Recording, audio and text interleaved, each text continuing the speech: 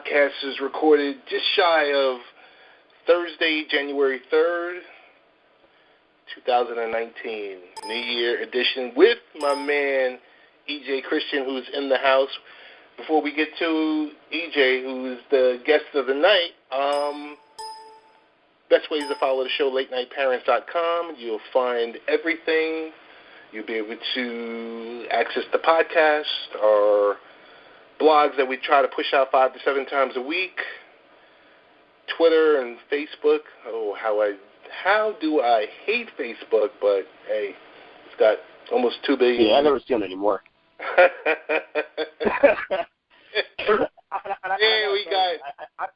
gotta say, for somebody who loves Facebook, or used to love Facebook as much as I did back in the day, it is now my third favorite social media platform. Like I'll be honest with you, I love Instagram. Instagram is right now my favorite platform of the 3 major platforms. I'll take Instagram and with Twitter it's less personal, so I can deal with Twitter still. But Facebook has gotten the last 2 years has gotten so crazy that you have to balance it out.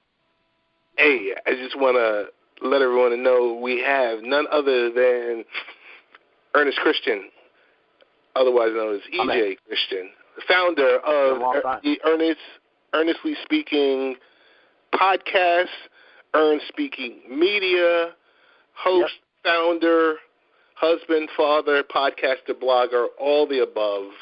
Entrepreneur, because you know we love interviewing entrepreneurs. EJ, what's going on, man? Man, I'm good, man. Happy New Year. It's been a long time, man. It's been a very long time. I know. It seems like a couple of years since the last time we recorded something. Yeah. I'm not sure. Is this the first time on this show, actually? You had my show a couple times, but I'm not sure. Yeah, I was on your show. I think I might have bum rushed or called up. And, man, I got to tell you, I've always been a big fan of your show. Thank you. Always been a big fan of your show. You also. Same with your show as well. You know that. Just the medium, just what you talk about, just how it's loose and cool and funny, and it doesn't have to be dark. It doesn't always have to be black against white. And here's the latest issue, and here's Trump derangement syndrome, and here's the left against the right. You know what? You have fun with that, and you touch this. Right. I think my goal when I do my podcast isn't for years, any more so now, considering the climate we're in today, I try to be transparent and open and honest first and inclusive. You know, there are people who I disagree with political, stands and other things, but as long as it's not hurting anybody, as long as you have good discussion, I like your perspective more than anything else. That's my goal. No, I hear you, and it was. I tell you, there's certain shows I listen to, and I like to take a little piece of the show, their perspective. My show kind of originated out of the blog, but I used to listen to my buddy who passed away last year, C.S. Keys, and I always used to like the fact that we would talk a little. Let's say fiction or nonfiction, because no one solely wants a total sports show, because we can turn to one of the 4-letter networks or one of the many networks that are on TV. I like the fact that it's the mix. It's the mix of it, and it shows how you are as a person, that you can flip, you kind of flip it and bounce it from topic to topic, and you're not just like, oh, let me tell you about what LeBron James did last night. And we all know. Right. We turn on SportsCenter and we find out. Mm-hmm. For me personally, like, and look, I've been in this podcast now almost 8 years. So it's 2019, almost 8 years. And the thing is, like, it started as a sports-centric show, and it still is a sports-centric show for the most part. It's still, on the sports foundation, I call it, more than anything else. But now, I got, I don't say bored talking about sports, but at some point you want to open it up a little bit. And, I allow the conversation to open up about other things I'm interested in, whether it be, pop culture, whether it be political stuff, whether it be, music, especially too, what I'm passionate about. Through the years, I've been more, aware of being able to try to open discussion to more things. Talk about sports all the time, at some point gets kind of, for me anyway, because I miss a lot of things also, it gets kind of mundane, you know. So the idea of opening this show in the last couple of years, especially, to make this more of a, you know, sports, yes, but more of a variety show, it's been pretty much my most proudest moment, honestly. So I'm really happy where it's going. Yeah, you know, like I said, what I like the most about your show, historically, is you don't ever put yourself in a box to say, hey, we are the football show. We are the, you know, you're just like, okay, come on. Okay, so, you know, when you are deemed the football show, what happens when we're done with the 25 weeks of, you know, let's say games, the regular 17 weeks of games, and then playoffs, and then the NFL draft? Like, what else do you talk about then? You know, so yeah, exactly. I like the fact that you kind of, you know, dink and doink around various topics, man. But, hey, before we even get started, Happy New Year, you know, Merry Christmas. Absolutely, same to you. You know, and for our listeners, EJ can be followed at EJ Christian 7 on Twitter. Is that your tag, the nomenclature that you use across various social media networks? Mainly Twitter. I may change that this year, to be honest with you, though. I may change that at some point down the road. I'll let you know when it happens. Okay, definitely. Because it's getting a little old. like I said, hey, before I start even asking you any questions that I've asked you, and full disclosure, I sent a myriad of topics that EJ and I, we just looked at, and we just like, hey, are we cool with talking about some of this stuff or just the main topic? And you know, I appreciate your flexibility about that. But I got to ask you, new dad again for the second time. Congratulations. Well, at least since we last talked, new dad. That what you're saying is almost 2 years then. He'll be 2 I years know. Since we last, I think I gave you a shout out. I might have sent you a text message because I think. I mean, you and I have spoken off and on Twitter and on text. You know, for years. It's just been doing the actual mediums together. I know. It's like a special event. It's like a special event where I'm like, oh man, I get ready because I was hyped the minute that I don't know. Either I was listening to a pod of yours or I saw something on Twitter and I was like, yo, let me hit up EJ and see what's going on. But gotta ask you, so for Christmas, number one, how was it, and did you get what was the most special gift that you received this year for Christmas? Actually, well, I'll say there's two gifts I got this year I really, really loved. I got an Apple Watch this year. Okay, cool. For my wife, an Apple Watch. That's nice. You know, what's it's funny because I didn't really ask for it, but I never thought I really would want the Apple Watch until I actually got it, and I realized, oh, I could do this and that and this. Oh, I like it. Pretty cool. It's great. So it's one of those gifts where I didn't really ask for it, but I got it in the out of nowhere, just kind of random on my wife. The second gift I got from my mother-in-law actually. And look, I'm a very simple guy. Like, gifts are very easy to get. You get me T-shirts and stuff, I'm good. I got a Queen T-shirt. I'm a big fan of Queen, number one, the band. Oh, okay, cool. And they got me a Queen T-shirt with the main logo on there, which I really love. So I'm pretty stoked about that, obviously. But that and the Apple Watch are my two gifts I really enjoyed this year. That's nice. You know what? As it progresses, meaning as the kids get older and you know, when you're married in the teens, you know, in those years that, you know, it's so funny because I got 4 white T-shirts and I got a ski cap. And I was like, yo, I'm good.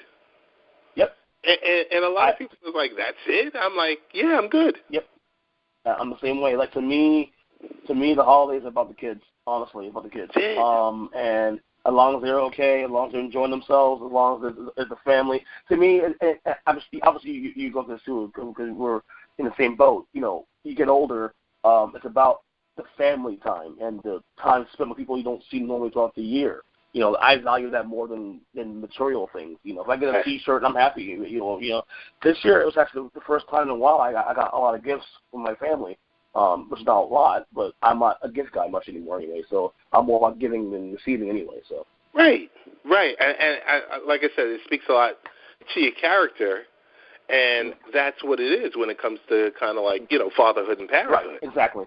You know, and I tell you, and I tell a lot of people, and people have told me when I became a dad, they're like, yo, you don't become an adult until you become a parent. Right. And when you see that certain level of responsibility, you know, when you say, hey, you know what, I'm going to hang out tonight, and then I'm going to call in sick tomorrow, and then I'm going to, all that stuff goes out the window. I don't even have to tell you that. Right. Absolutely. It just all goes out the window, and you're just like, oh, man, this is, because you see what's in front of you, and you see, like, okay, this is what's important. This is a priority. I have to do this because of X, Y, Z, and this is going to impact this person over here, and here's the repercussions. And that's, like I said, that's the beautiful thing about parenthood. And I got to be honest with you, too. You know, it didn't really impact me much with the first kid. Yeah, it did a little bit.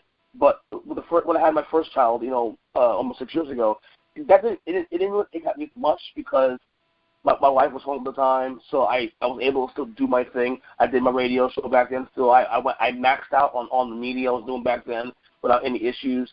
With the one child still, because my wife was home, I was able to work around my work schedule or whatever and be okay. Having the second kid is when I really started to hit me, and I had to start prioritizing my time, you know, and being more efficient with my time. That's why, you know, we talk about, like, you know, for example, not being able to be with you and do shows with you as often, you know, on this show, for example. Well, it's not just your show. The other shows I haven't been able to do much lately. Like, I got asked to do a Fox Sports Radio spot this morning. I couldn't do it because I have my kids this week. My son's home for the week for school, and to me, it's not wise to do radio, especially as a guest, while my sons are here with me. You know, and my wife is at work. Because the kids are noisy, so it's about being efficient now. No, I'm totally with you. There, like I said, there were times when my kids would be in one room, and if I'm doing a spot for a radio show, and it's, you know, these segments are only like maybe 5 to 7 minutes, but it's like, you know what, I'm going to have to pass up the opportunity. So I totally feel you on that. And like I said, that's some of the sacrifice that has to happen. And, you know, not until you're in it when you really feel it and you can really understand. And I got to be honest with you, too. Like, you know, when I record my shows now, like, I was doing this, obviously this show, my regular podcast, but I also have the Unfiltered podcast, but just recently, I'm putting an end to it. I'm basically merging the shows now, pretty much. Okay. Because it's a lot more efficient that way. Because I have windows to do my podcast and my media. My windows are basically, I can do it on the road, obviously, with a solo. Let's just be talking. Or I can do it through my son's nap, or like tonight, if my wife's at work and the kids are asleep and I have a 2-hour window before she goes to work, like right now, for example, I can do it now. But I have to work efficiently now, which is good because it gives me a proper balance also, too. So that's actually a good thing in a lot of ways. You know what I mean? Totally with you on that. Well, hey, I got a couple of questions for you. We'll just throw it around. As you know, I know you're in the Miami-Dade County. Well, Palm Beach County. Say it again? Palm Beach County. Okay. So still South Florida, but yeah. Okay. So you still what, 305 area code? No, 561. Okay. So 561. 561. All right. So I'm in New York, and there's and kind of you run into the same thing because you have a lot of different options for sports teams. Right. To, you know, venues to go to, teams to root for, if you were that local person. Right. Okay. So a question for me, a question I would like to throw out to you is, hey, so I'm in New York, and there's a lot of teams out here, and there's a huge void in the NBA when it comes to marquee talent in the 5 boroughs. Meaning we got the Knicks in New York, right? In New York, yeah, and we got the Brooklyn Nets. I want to know. I mean, I guess something that if I had a chance to make a request, EJ, convince me that we all know Kevin Durant. I guess odds-on favorite isn't returning to Golden State next season. We don't know because we're not inside of his head. And maybe Chris Haynes is probably the only one that's inside of his head, along with Rich Paul and whomever else is on his, management team. But do you see that as an enticing offer for him to come out to whether it's New York or Brooklyn? Because I got to tell you, EJ, I was just at the Barclays Center. The night that Paul George dropped 47 against the Nets, I was there that night, just hanging out, and it was a great night. I was there with big shout-out to Fuse, technology provider that does voice data and instant messaging. I got to tell you, but the one thing I noticed about the Barclays Center, they're starving for a marquee player. And yeah. In your thoughts, if Durant was interested in coming to Gotham City, who do you think, Knicks or Nets? My gut would tell me the Knicks because of the history, because it would be more impactful. Now, this depends on Kevin Durant. Look, I don't think Kevin Durant really knows what he's going to do until after the season. Because if Golden State was on the title again, that's 3 in a row. Do you really not try for 4 in a row? That has been done since the Celtics in the 60s. I mean, that's too enticing to not try to go for 4 in a row. But if let's say Durant is definitely going to leave Golden State, and then you have the options out there. We can go to the Lakers. You can go back to Oklahoma City, which I don't think have an option. But all these other options. I think New York, and I said in my podcast a couple months ago too. This discussion came up actually. I think New York would be the place because it's more impactful in a way. In fact, I'll go so far as saying this, and I said this for a podcast a couple months ago. Let's say Kevin Durant goes to New York, and the Knicks. I think the Knicks right now actually, despite being the worst team in basketball right now, they are actually stable. If that makes any sense to you. They're actually a stable franchise right now for the time being. They're not chaotic. They're actually getting the ducks in a row. They're preparing to take meetings next year with possibly Durant, other big name free agents out there. If Kevin Durant were to go to New York, if Kevin Durant values changing a franchise's fortunes again, New York is the place to go. If Durant were to go to New York and win a title in New York, that would be bigger than LeBron winning in L.A. New York is, it's funny, the New York, the city, obviously the biggest city probably in the world, okay? The fact that the Knicks have not won a title in 44 years, to me, is still asinine to me. It's mind-blowing to think a market like New York. And look, by the way, the Knicks aren't cheap. They spend money. James Dolan is not cheap. He will spend the money. He's just not a smart owner, but he does spend money. If the Knicks would actually get it right, if Durant goes to New York and they build a team on Durant in this couple of years and somebody win a title, that will be humongous. He'd be praised as a top 10 great because New York is starving for a winner, especially in basketball. Like, we had some Super Bowls the Giants, last 10, 15 years, the Giants obviously won a couple Super Bowls. I'm happy about it, of course, I'm a Giants fan. But for basketball, that is a basketball town. When the Knicks are good and they're relevant, that city it's bumping. And if Durant goes to New York and wins the title in New York, that would be humongous. That would be bigger than LeBron winning in L.A., honestly. EJ, I just want to let you know, I'm going to date myself a little bit. Okay. I was 3 years old when the Knicks last won their title. 73, right? Was it 73? 73. So I was wrong, actually. It's been 46 years since the one title. Okay, so then I was 46, so then I was 2 years old? Yeah. I mean, I wasn't even born yet, by the way. I wasn't even born yet. I'm born 80. I saw okay. in the finals twice. I've seen the Knicks in the finals twice in my lifetime, in 1994 and in 1999. Oh, man. 71 was a good year. Well, at least that's what my parents say.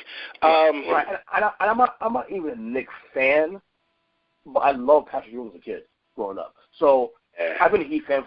I've been a Heat fan ever since the team started in '88. But when the Knicks were in the playoffs and he wasn't in the playoffs, because of my hatred of Michael Jordan growing up, I wanted the Knicks to win. Of course. Because of Ewing. So in '94, I was all in for the Knicks to win that title against Houston. I was all in. And I was heartbroken when they lost that series, to be honest with you, because I wanted Ewing to get that ring. We all did. We all did up here. It was so funny back then, like in the early '90s, during the playoff run when the Knicks would shave their heads. I would shave my head also. Then it got to the point where I said, well, wait a minute. Every summer I kept shaving my head, my hair kept coming back thinner and thinner and thinner. I said, whoa, wait a minute. I think I'm on to something. That's a problem. Well, mine's thin now too. Actually, I used to brag that I had great hair, but now thank God I always shave my hair anyway because I look better than bald anyway. But when I grow my hair out every so often, my hair's starting out now, so I'm actually losing my hair too. So. Yeah, it's I don't know, alopecia or whatever you want to call it, but I was onto it. I took it and I just kept it bald from that point on. I was just like, oh, okay. Mm-hmm. It's like that. People have no idea how old you are. Yeah. But if Durant goes to New York, man, for some reason, that would be humongous because it would be a worldwide event. Because New York, it would be a worldwide event.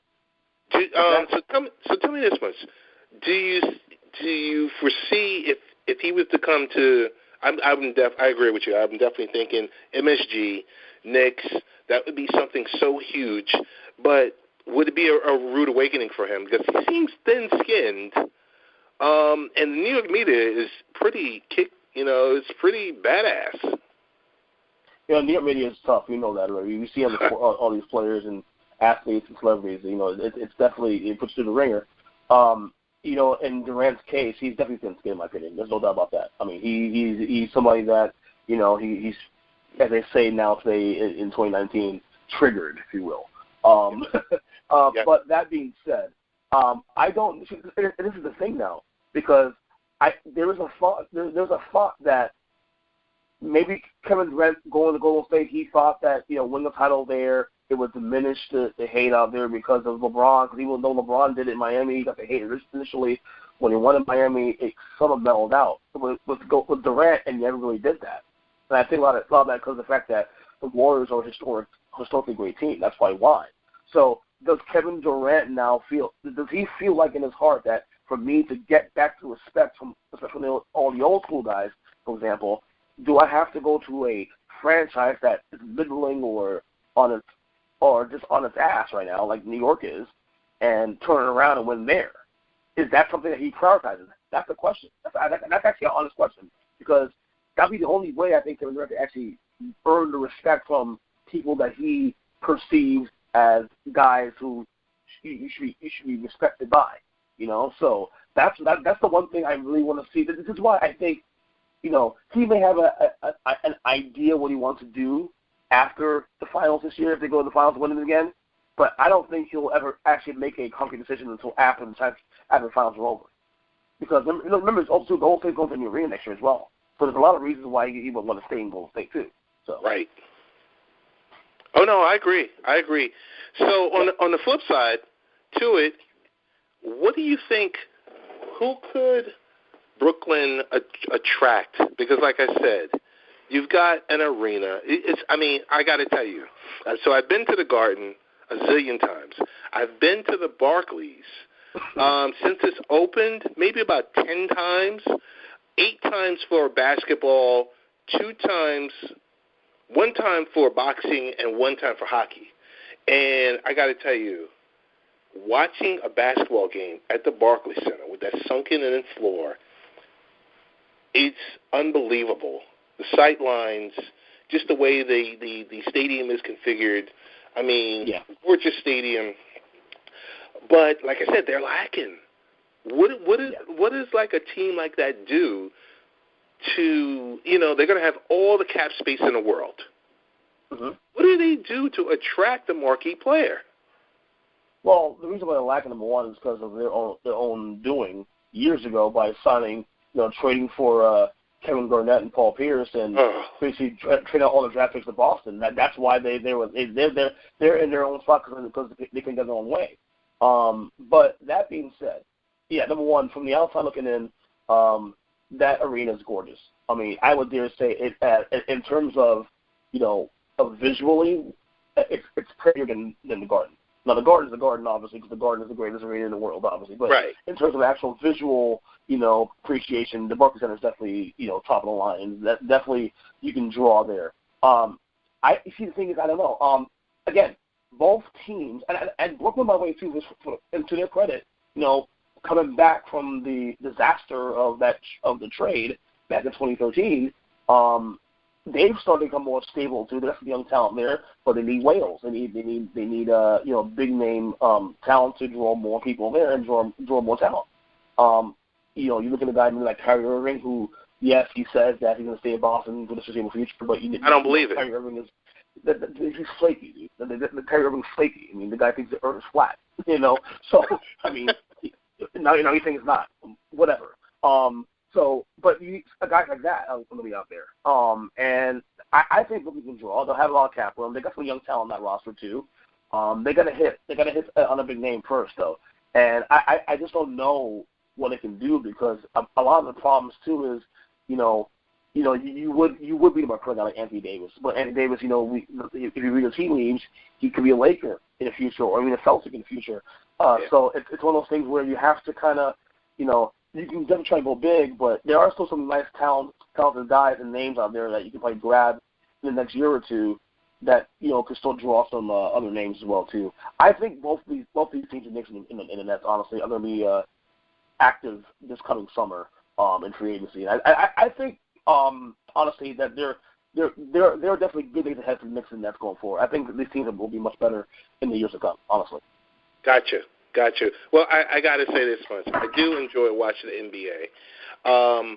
It's great having Philly back. Of course, Boston over the last several years. L.A.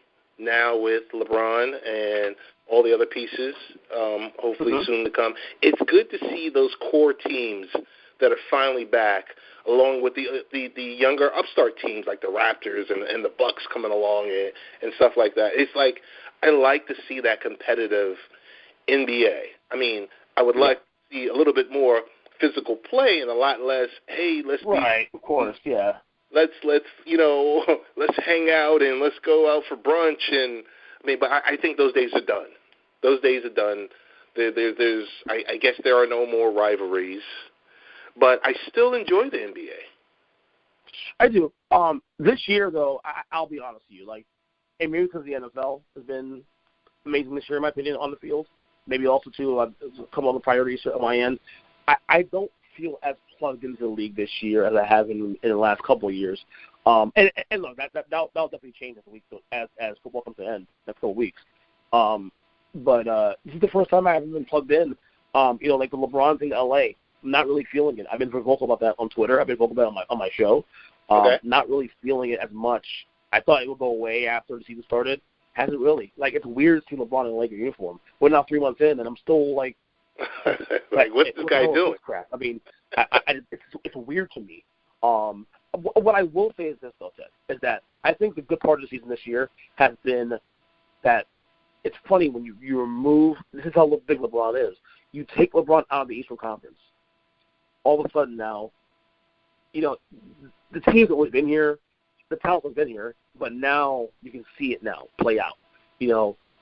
Toronto, Philly, Boston, Milwaukee, Indiana, 5 teams that is named right there that are battling it out for positioning in the top of the conference. It's fun to see that without the narrative all, well, you can do what you want, but, in April, May, and June, LeBron was going to win the East anyway, no matter what happens in the East. That's gone now. Now you have actual competition in the East now to where, not so much the competition, but the narrative of, I don't have to hear the whole LeBron in the playoffs. There's a one but LeBron in the playoffs. LeBron's on the West now. So the Eastern Conference actually is much more interesting now than it has been in many, many years. And that's because LeBron's not here anymore. Man, I can't imagine. You tell me in 10 years, I never would have thought LeBron. I mean, I understand for business reasons going out west. I would never think he would want to be out in that crowded Western Conference. When he had why he's doing those. It has nothing to do with basketball, more to do with his brand and his basketball, in my opinion. Yeah. It's definitely about it. His brand is powerful. His brand. No, I get it. I respect it. I mean, it's his. He's earned the right to do this. He's worked hard. He's worked very hard to put himself in a position to be this guy. You know, love him or hate him. It's just he put himself in the position to do this. That is true. Hey, I do want to give this is Late Night Parents. You can listen to us or watch us or all the above. You go to latenightparents.com. And for those of you that are lazy, type in lnp.tv. It'll bring you to the same website. It's a different domain name, but it's going to push you there. You'll get to see the latest blogs, wikis, some of the stuff that we have on YouTube, the weekly radio show, all the above.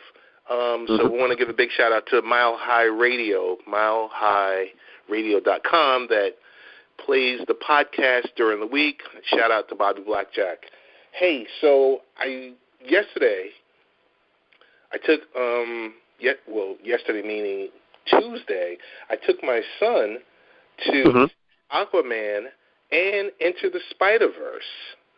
And my son is older than your son. My son is 11. Okay. My question to you is, have you seen it? And follow-up question is, what type of movies do you take your son to see? Because, you know, ever since Ant-Man, you know, of course with Infinity War and then Ant-Man, there's been like a huge gap because everyone's waiting for Captain Marvel in March. So what type of movies do you take your son to see, your older son? And did you get a chance to check out Aquaman or Into the Spider-Verse yet? Okay. In terms of my son, we take him mainly to the Marvel movies, the ones that are appropriate to watch, and a couple of the kids' movies. It actually took us a long time for him to go to movies because every time when we take him to movies when he was younger, he used to always be restless and stuff, and they'd be like, okay, well, he obviously wants to have 2 hours to watch this. But lately, now the last year, we've been doing it, and he's been going to the Marvel movies. He's like my mother-in-law would take him once to the movies too to see Despicable Me, whatever. So obviously, the kid movies he likes to watch. My throat's like I'm trying to clear my throat. In terms of Aquaman, I haven't seen it yet. My wife did though. My wife saw it on Christmas night actually, without me, and she loved it. I'm trying to find time. I'm trying to find time to see it. Again, this is where the whole thing about being a dad and finding time to do things. You know, if we don't have a babysitter, what we do is when we split. Let's say, for example, we want to see a movie, but we have the one to watch the kids. So what we do is that she'll go with her brother or whatever, or I'll go with somebody else, you know, and split up. So and one will stay back watch the kids, and we'll split it up after that. So she already saw the movie last week. I'm dying to see the movie too myself. But when I will go see it's a question. So I haven't seen it yet. She has, and she loved it. Perfect. And I totally get you because, like I said, being in a similar situation and raising the kids and, you know, it's always a special event for us to go out without the kids. It's different now that they're older now. My daughter just turned 17, believe it or not. I'm like, oh, my goodness. She's talking about EJ. She's talking about going to the military. I don't even know how I feel about that. I'll leave that for another time. But I got to tell you, big difference from when the kids were younger and the flexibility. Because, like you said, one is home, the other one is going out food shopping. One is home, the other one, well, you know, I would be home, and my wife would be like, hey, I'm going to the mall. Or, like, when we would pack the kids up and go to, like, I guess I overuse the word event. It is like an event.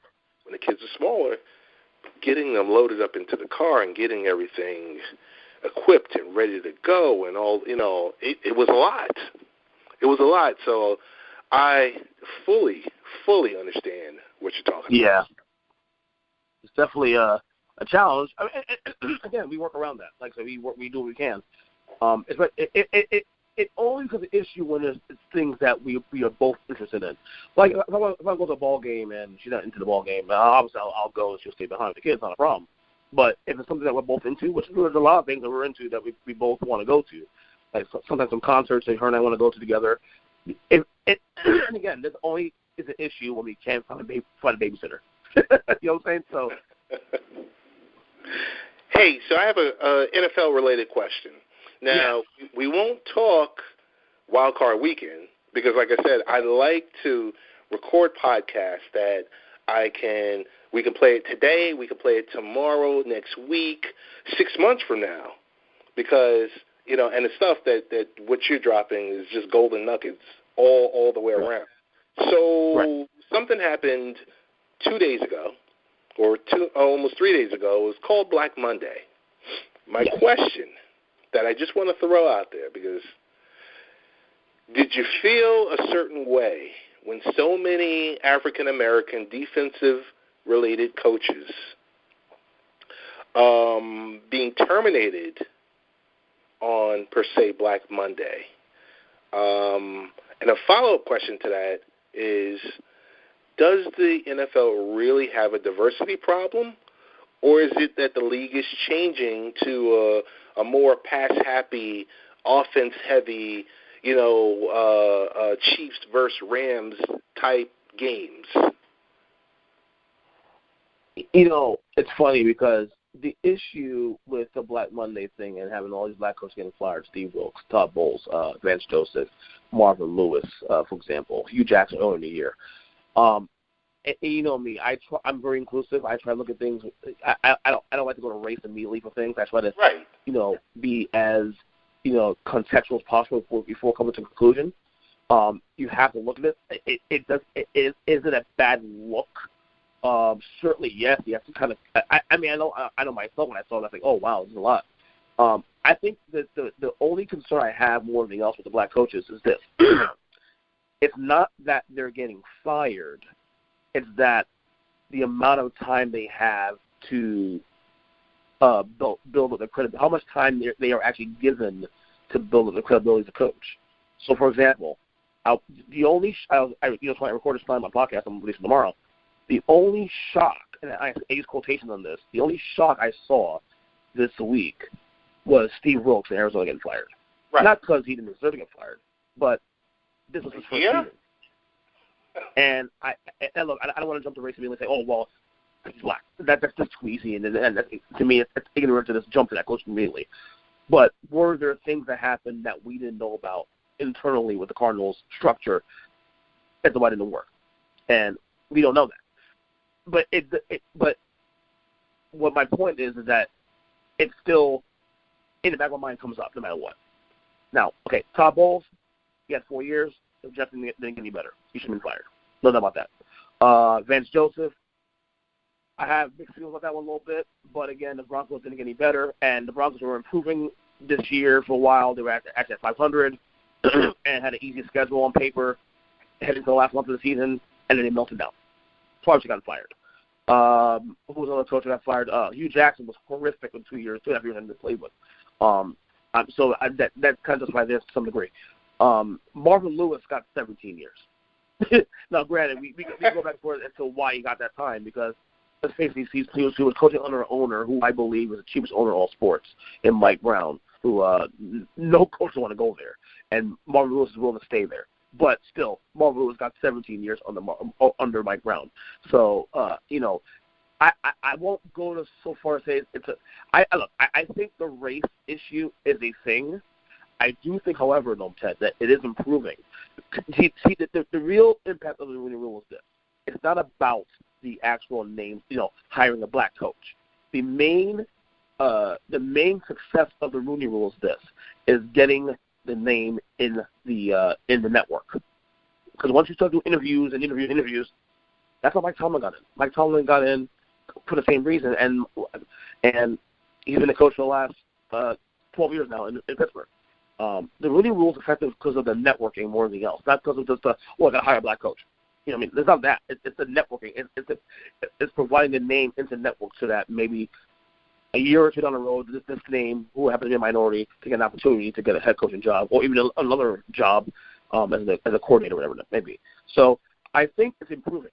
But the only concern thing I will say is that the tenure of how they serve is a little concerning. The Steve Wilkes 1 year, a little weird there. It did raise my antennas a little bit when I saw he got fired for 1 year. But I want to make sure before I judge it, was there stuff going on there that internally that made this happen, that exacerbated this issue? Because they were working in football this year, too, for the record. So there you go. Okay, no, that's a fair, solid take. I guess my follow-up to you on that is I agree. Remove, and this is current and recently fired.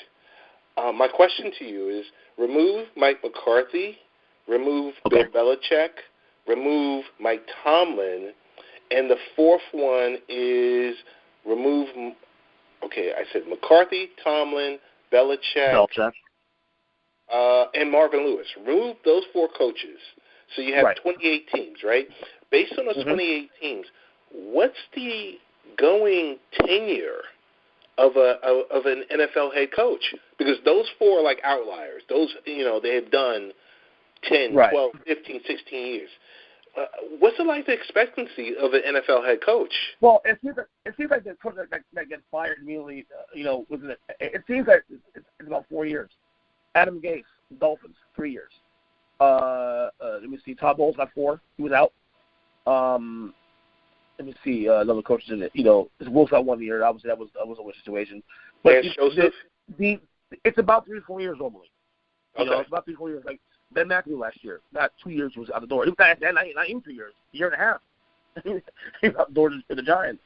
So it depends on the situation. But typically, it takes about, by your third year, if you're not improving, that's when owners get a little antsy. That's basically what I've seen. So is it safe to say Matt Patricia is going to have something to be worried about if he doesn't turn around the team by next year? Oh, yeah. I think if the Lions don't improve, so this year they finished, I think it was 6-10 this year. So let's say the Lions don't get to 500 this next year at least. Yeah, I would say he'd be at least on the hot seat going into this third year. So just to dovetail back, would you say the Rooney Rule is dead or is it alive and kicking? It's working. It's working because you see more. Again, it's about the network. It's about the name in the network. It's working. We've seen a influx of black coaches in the league since its inception. I mean, we've had. I mean, Manuel just got fired this week, so they were part of the Rooney Rule. These guys were not coaches prior to the Rooney Rule, so it's worked. So you're getting the opportunities. My concern is, and again, I don't want to think about race because there are still white coaches getting fired 3 years in. Adam Gase got 3 years and he's gone. Well, I mean, think about McAdoo. And by the way, McAdoo was gone. You know what I'm saying? So. It's work. I think it's working in my opinion. I mean, whether or not the tenure is the only issue. I would like I said, Steve Wilkes 1 year. That was a little antennas there. But other than that, I think it's working honestly. I'll give you this quick hot take, and this is going to be really quick. I think the NFL is the last American mafia that's alive, without a doubt. Yeah.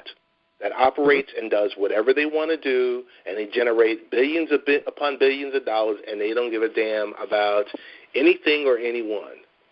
With that, I do say, with the Rooney Rule, with the Fritz Pollard Alliance being involved, there is a development program, and like you said, you get added to a list, and it's kind of like you take a test. If for anyone that's listening that's taken a city test. And this regardless, and within America, wherever you take, a city-related test, you get added to a waiting list. Mm-hmm. And then you get called on it. And I kind of look at that analogy, and as I look at what happens with the NFL development program, I do think it's something good. We all do bus on NFL. I tell you, I was only really engaged in the NFL, EJ, because of my involvement with fantasy football. Right. I mean, I watch Red Zone, and solely that's about it, because I tell you, the Jets stink. The Giants stink. And I'm like, but you got a quarterback. But to be fair, the Jets fan, you're a Jets fan, obviously. I'm a Giants fan, but you're a Jets fan. You got a quarterback, to look forward to. So, yeah, you got something going on there, a little foundation going. Oh, yeah. I attended one game this year. And you and I are similar. We take our hard-earned money, we support our families, and then if we want to go to any type of sporting event, of course, we get the clearance from the missus, and we go and attend. And you know what? These games aren't cost-effective, and the beer is watered down, and the hot dogs are $9 and $10. And I attended the Jets and Vikings game, and I left by halftime, along with half of the stadium, because the Jets were just getting the doors blown off of them. And I remember that game. I was like, yo, you know what? Let's take a picture. Let's put it on social media, and I'm ready to get out of here. And yeah, I'll be honest with you too. I don't enjoy going to football games in general anyway, so I tend not to go to football games anyway. That's the one sport where it's definitely a TV game more than a in-person game. Like I enjoy going to baseball games. I enjoy going to basketball games, even hockey. Football I don't enjoy as much, and I love the sport, but I like it on TV.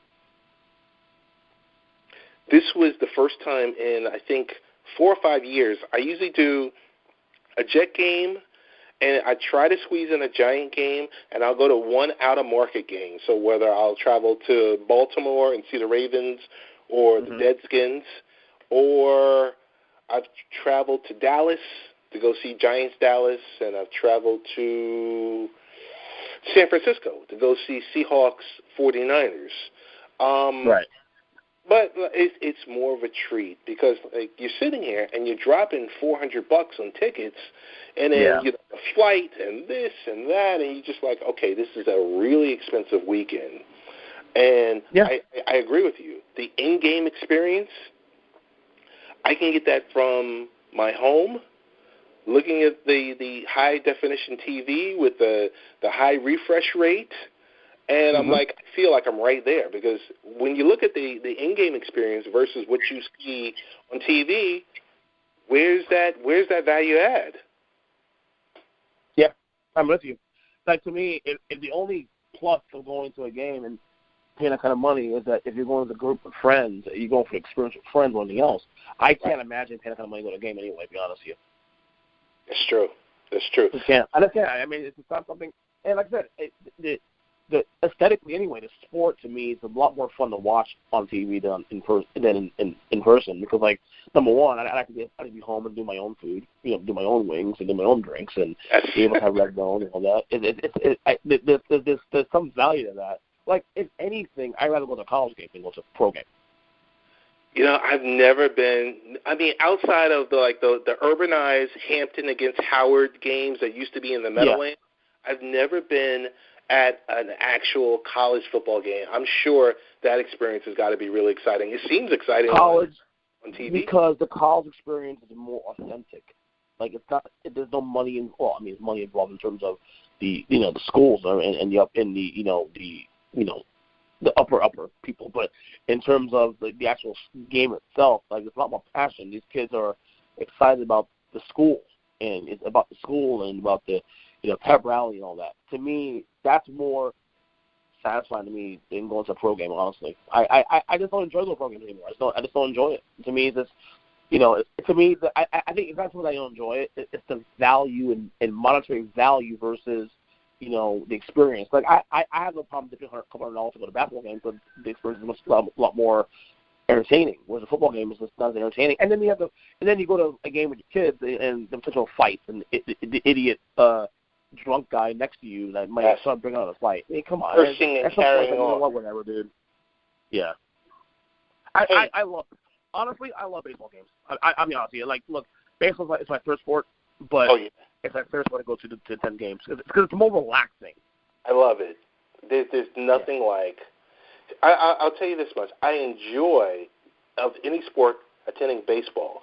The most exciting sport I've ever attended, being at hockey, attending an NHL game.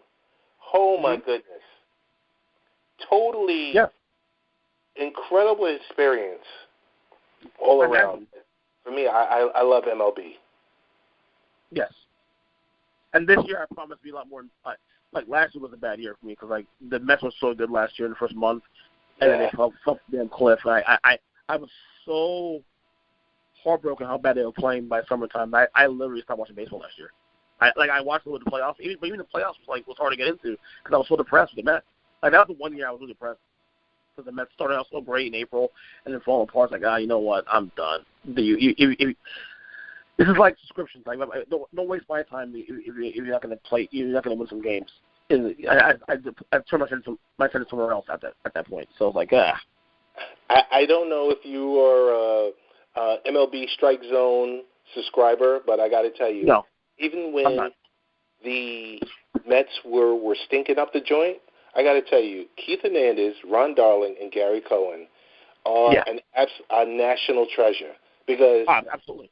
They are unlike the other team-affiliated announcers, and they will tell you, hey, the Mets are stinking up the joint. Hey, here's what we're going to be talking about. You don't get that. And that's what we're lucky, too, as Mets fans, because we have the best broadcasting team in all of baseball. Yes. No doubt about that. Yes, totally. Hey, I do have a youth sports-related question for you. It's a question that you're going to be dealing with or potentially dealing with in the upcoming years. Yes. The question for you is, do you plan to let your son participate in youth football? This was a decision I made years ago before I became a parent. I'm not going to push it. I'm not going to steer him towards football in terms of playing it. When he's of age to decide for himself what he wants to do, then I'll let him decide that. If he's like 15, 16 years old and he wants to play football and he has a desire to play football, I'll probably allow him to do that, but at a young age, no. Because of what we know, especially now, I would rather not play football. I'd rather play basketball. I'd rather play golf. I'd rather play soccer.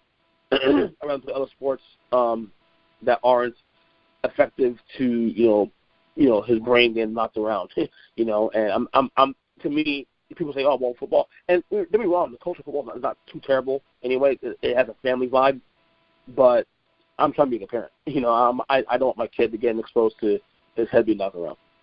And so I would push the other sport. I already do. He's actually more of a basketball guy anyway, to be honest with you. So I don't foresee football on his agenda in the future. Now my youngest son maybe different story. We'll see. He's a bigger boy, so.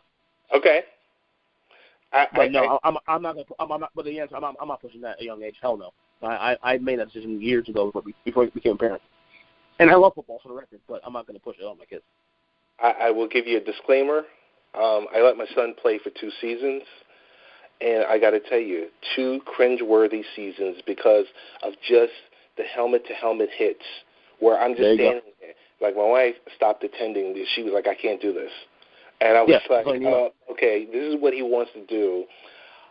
And I spoke with his pediatrician because, of course, he needed to get a physical. So I took him to go get the physical, and the pediatrician was like, it's okay for him to do this, but if you notice if there's like a helmet-to-helmet or there's something, and this is my son's doctor, she was like, you jump right out there and you yank him out. And I was like, Dr. Herkel, don't worry, I got it. I'm already on this. I'm attending every game, and if I see any funny business, I'm on it. But I got to tell you, I did appreciate his coaches for the 8 and 9 group and 9 and 10, and then the 11 and 12s where he participated in because he's a big boy. So he's a big boy. He was like a 10-year-old playing with 11s and 12s. So that was like a certain level of angst on my behalf, because I'm like, okay, these boys are older, they've been playing longer, they're going to understand the nuances of playing the game, and I got to tell you, I'm happy it's over. Yeah, and it's funny. I already had that decision anyway. Just hearing you say this now, and you already going through 2 seasons of that, it definitely even discourages me more. Even if I had an idea of trying it, no. Yeah, it's just too risky, man. It's like, and a couple of the games, some of the stuff I did put on Instagram, and I did get questioned by some moms privately. Mm-hmm. And I did get questioned by, some dads was like, oh, so you let your son play? And I was just like, yeah, let him play. I was like, I was kind of like 50-50. I was like, I'm not sure we should be doing this, but I don't want to shut him down. Right. But if something bad had happened, then I would be kicking myself in the tail. Yeah. I'm with you. I don't see myself going through that. And I don't think you will either. Like I said, maybe my youngest son might want to do it, but my older son, no, I doubt it. And I'm not pushing it. Definitely not. And you did the right thing with pulling him out, honestly. Got you. Just keep in mind, lacrosse, scholarships, all that other type of stuff, soccer, basketball. Mm-hmm. I mean, we can talk about, MLB. I don't know. So, hey, we're talking with EJ Christian. You can find him, EJ Christian 7, of the Earnestly Speaking podcast. Mm-hmm. Speaking Media. Definitely a great website. Hey, I got to tell you, your website is great. Thank you. It needs to be updated a little bit, but yeah. Yeah, your website is let's start writing. Let's start writing again. I got the itch to write again, so. And you know what? There's something about your ownership. When you own your website, you're the founder of it. You're pushing up articles, whether it's articles that you're sharing from the Associated Press or stuff that you're writing uniquely for your site. I'm telling you, there's a sense of accomplishment. And I got to tell you, it's great to go on there. And it's easy. It's a clean site. Mm-hmm. Yeah, here's your blogs. Here's your podcasts. Here's your, affiliates. Boom. An easy, clean menu. Great site. You're doing a lot. You're doing a lot with the web, with the pods, with the stuff with your YouTube channel. And just tell me, just from the podcasting, let's say there's new podcasters. Let's just imagine you're speaking to a room full of new podcasters, and it's 2019. Right. What would you tell them? What would be some jewels that you would drop on new podcasters out there trying to establish themselves in this crowded field? Well, like I said, you want to find out first the person that asks questions like whether, what's your goal? Because a lot of people get in this thing trying to, especially, I can speak for sports, for example. People want to try to get famous and get popular and influencers and all that. And my thing is this, though. Make sure you are passionate about your craft, number one, first and foremost. Would you be doing this 10 years from now, even though you're not getting the numbers that you desire? You know what I'm saying? And to me, the reason why I keep doing this, 8 years later, is because I genuinely enjoy doing this. I like creating content. I like talking about things that matter to me. I like talking to people and learning perspective, on different topics. I like writing. I think writing is one of the most, to this day, one of the most underrated, toughest things to do because it forces you to be real and expressive. I'm big on expression. I'm big on being able to use your thoughts and your ideas and put it out there. I do this because I love doing it. And if it happens to be that down the road I monetarily be able to do this where I don't have to work anymore, be great.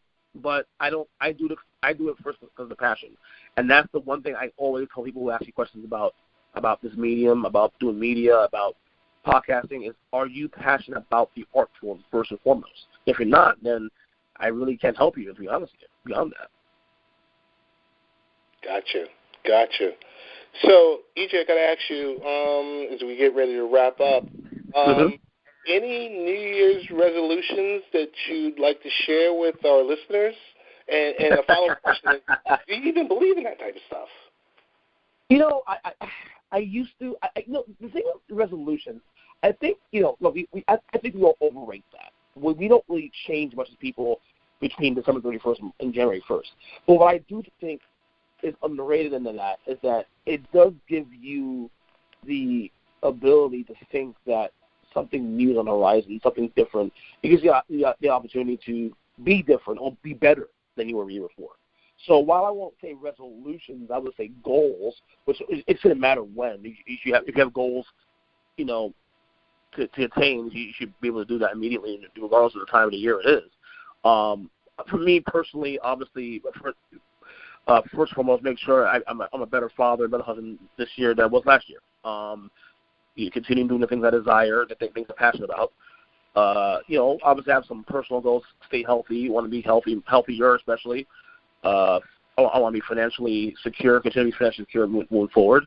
But look, I mean, in terms of goals over the top, there's nothing over the top really I have. It's to be better this year than I was last year.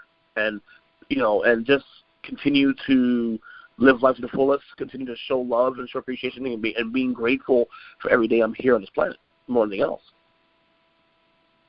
Sounds good.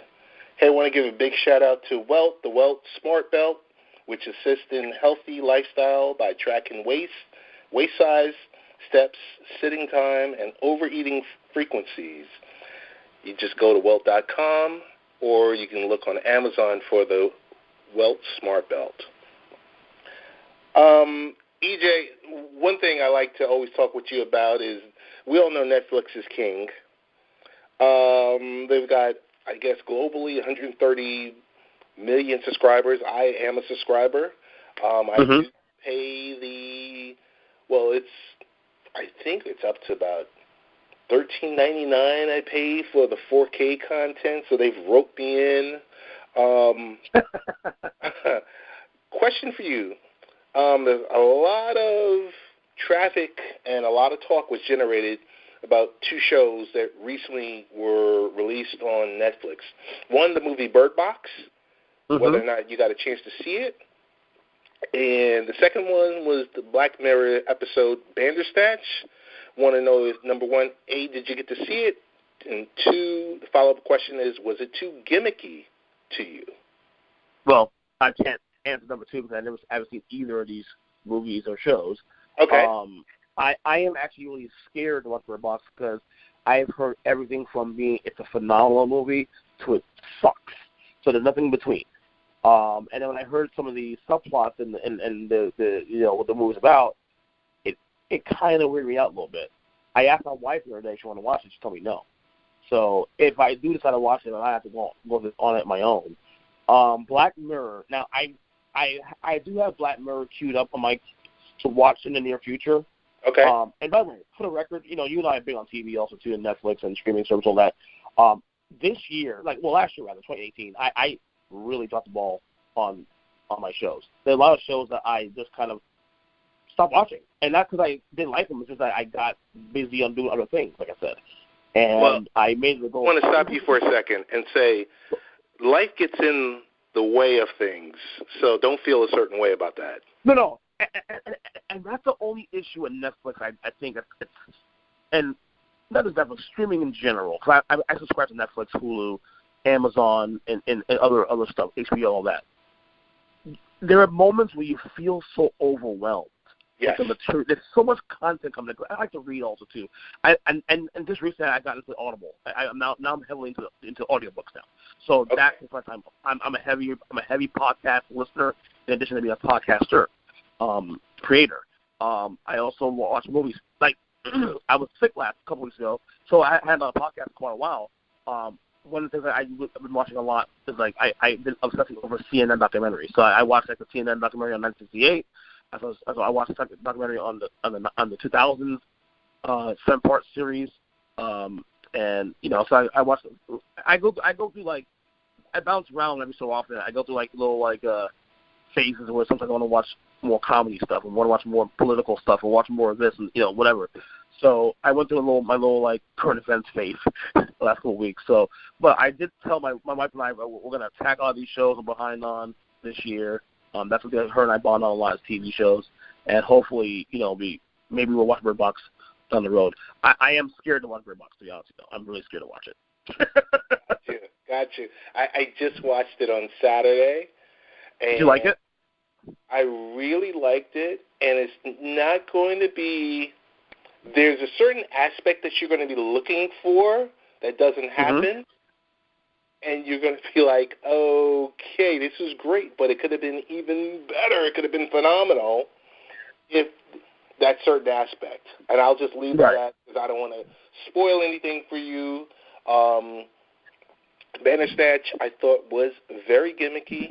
You sat there for a 90-minute story. You can do a deep dive and be 3 hours into it.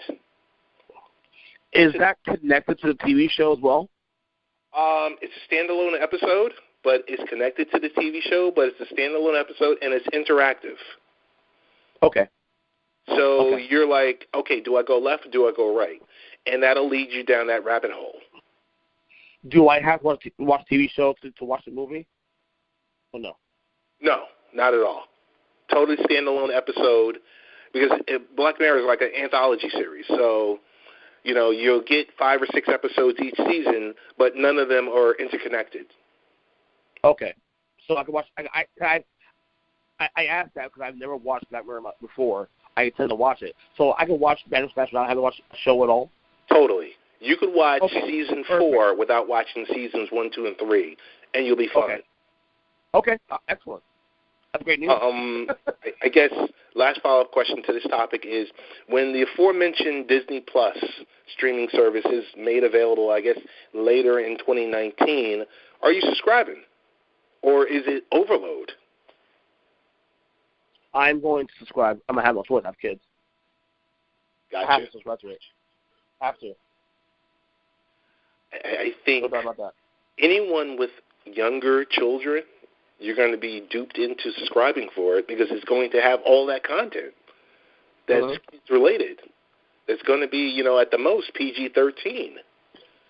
And, I think it's a win-win. Hey, I do have my final question. But even after my final question, I have a follow-up final question is, in this calendar year, in the past calendar year, 2018, no technology company took more of a beating online, whether their CEO was dealing with Congress on Capitol Hill, or just, getting bashed by the media, than Facebook. Has your consumption of the Facebook, .com, has it changed, or do you still believe in it? I change a little bit, but I try not to get into the minutia anymore.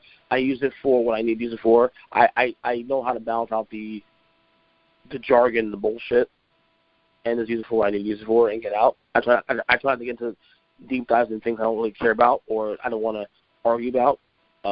It is a very untrustworthy product, though. They've proven to be a product that is not obviously they've given out information to companies already, and so the only reason I have it now is still for the family.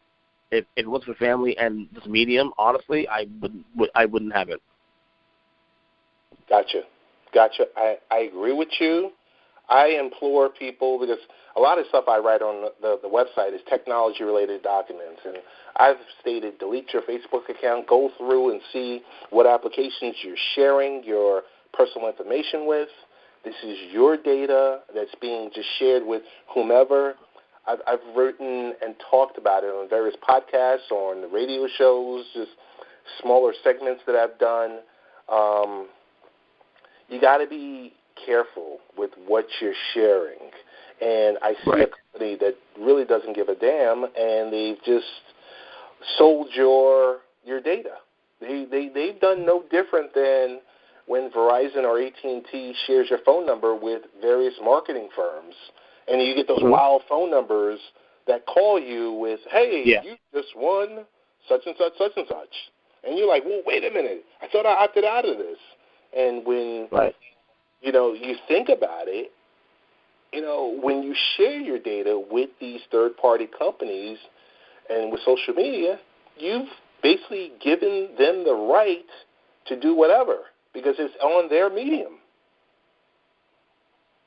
Right, exactly. Yeah, and again, I got a little more weirder now of the social media aspect to some degree because of that now. But again, I keep for me anyway, I keep everything basic now. I don't go too more in detail like that need to be. Gotcha, and that's smart. That's smart. It's about how much you share more than anything else. Yes. Because you know what, and I don't want to belabor this too long, but I look at the millennials, and here I go. Usually on each of the episode on the podcast, I sound like the old guy screaming, "Get off my lawn!" But I'm like these millennials that just share every aspect of their life, and I'm like, okay, you're in the south of France, no one's at your house gets robbed, and then you get on when you get back from your vacation, you talk about you got violated. And I'm like, hello? Exactly. Final question for you is, Earnestly Speaking podcast, this the medium, everything that you do, it takes a lot. It takes a lot of your time. It eats up a lot of your time. It takes away some family time, and it impacts the missus. Does Mrs. Christian, now after all of these years that you've been doing this, and you've shown that you're passionate about it, does she still support the journey? All right. Yeah. Oh yeah. Yeah. And I wouldn't be able to do it the way I do without her. She's very supportive, and she helps. I mean, a lot of the designs you do on the show and stuff like that. She's very much supportive. She named the show. She named the entire thing. So she's her handprint on what we do here. She's not involved daily, I was like I am. This is a one-man show for the most part, but she is definitely, her handprint on this company, if you want to call it that, is all over this. She's named the show, she named the blog, she named the design of all the stuff we've done in the past. It's all been her. So she's been very much involved with what we've done here in 8 years, and I couldn't thank her enough for what she's done for me and supporting my passion and my dreams. So yeah, she's very supportive, absolutely. Man, I think that's so cool when you can have the missus along with your significant other along with you for the ride, and then they can appreciate the accomplishments of what you've shown, and you can say, hey, here's what we were 5 years ago or 7 years ago. Yeah. Here's where we are today. And it's not even about the money. It's about, like I said, it's about that you're passionate about it, you love what you're doing. Dude, and come on the show once a year too. As you come on the show once a year, also. Like, that's great. We'll talk about us and the kids and TV shows, and like we're gonna do Oscars podcast probably next month. So okay, that's planned. Hey, so in your automobile right now, or on your on your phone, your playlist. I know you love Queen. What's in your playlist right now? Oh my God! Obviously MJ, obviously Metallica. That's pretty much the three I've been bouncing around the last few months. Really, to be honest with you. Although I've been kind of going back and forth to some of my old stuff I listened to back in the day. Old Steve Wonder, Prince, obviously. Old school hip hop, of course. 80s pop. I've been bouncing around a lot of stuff lately, playlists lately. Nothing specific other than the artists I just mentioned a couple minutes ago, but that's pretty much been my thing now. Going to the playlist and finding old gems from way back. Gotcha, man. We've gone a strong 70 minutes on this, man. I got to tell you, sir. Can't thank you enough for jumping on. My wife called me too, so. to do this. And hey, what's the best ways to get in contact with you? We want you to promote the website, the YouTube channel, the podcast, when you're on. The podcast is you do about 3 to 5 shows a week, depending on how I feel, of course. I'm on Twitter at EasyChris7, of course, Earnestly Media at earnestspeaking.net. Instagram at Ernest_Christian or Earnestly Media on Instagram. Instagram is where you're gonna find most of my stuff now these days. To be honest, yeah, I'm very active on there now, so you can check on there and dialogue with me, of course. Anybody, slide my DMs, of course. Talk to me. I like to talk. I like to bounce back ideas. I'm very transparent on there. So if people want to talk, I'm more than welcome to do that. Like anything, sports, parenting, pop culture, music, you name it. I'm all about it. So, Ted, thank you so much for having me on your show, man. It's a great time. I loved it. Thanks so much, man. Listen, let's not make it another 2 years before you and I speak again.